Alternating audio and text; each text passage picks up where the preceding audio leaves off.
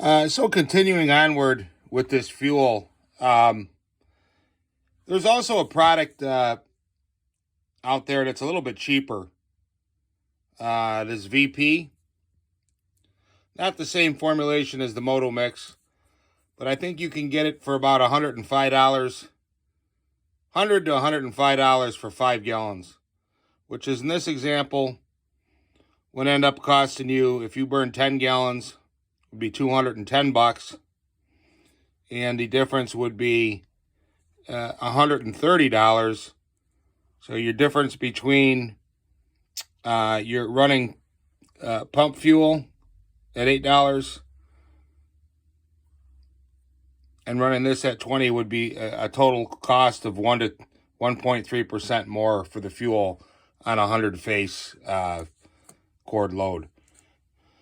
Now, like I said, I am not out there doing production logging at all. I'm not a professional logger. I do a few tree jobs a year, and I do quite a bit of firewood. And then sometimes, whatever, the wind will blow a tree over and knock out a fence. Somebody will call me, hey, can you help me out? So it's not like I'm out there 5, 6, 7 hours a day cutting, and doing it for my living. I'm just trying to relay what I do. And I'm not the only guy. There's a lot of guys that, cut firewood that run this can gas. I know a guy that does quite a bit of wood, and he runs the VP. It's somebody that's doing that and is doing, 500 to 1,000 cords a year, and they run this fuel as opposed to this. Okay, I'm gonna take their experience. There's a reason why. And again, if you're out there cutting timber, and especially when you're felling the tree, you got the chainsaw sideways where that exhaust is blowing into your face. All I'm trying to do is relay my experience and just to tell you that, at least in my area, there's a lot of crap in this fuel. I think there's I can't speak for VP, but I think there's 10 compounds in this Moto Mix versus well over 100 in the pump gas. And I'm just relaying my experience. I've got a whole roll of saws here that I've been running for years on this mix.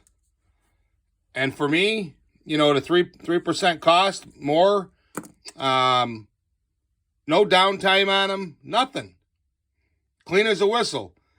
I had one guy comment, well, we'll take it apart and I'll be the judge of that. Well, I don't need to take it apart. I have a borescope. Maybe I'll take the spark plug out and shoot the borescope down there and show you. If you don't believe me, that's no problem.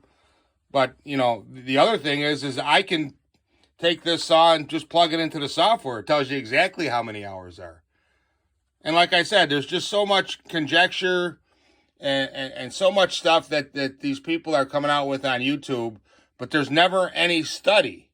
I'm giving you a study. I'm giving you 7 years of me using this, and these are the results. You get some guy out there that's doing 1 tank of fuel, and, I like I said, whatever. Hey, man, whatever, you do you.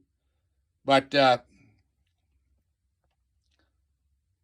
if this system wouldn't work for you as a timber faller and you have to use that because it'll break the bank, then so be it.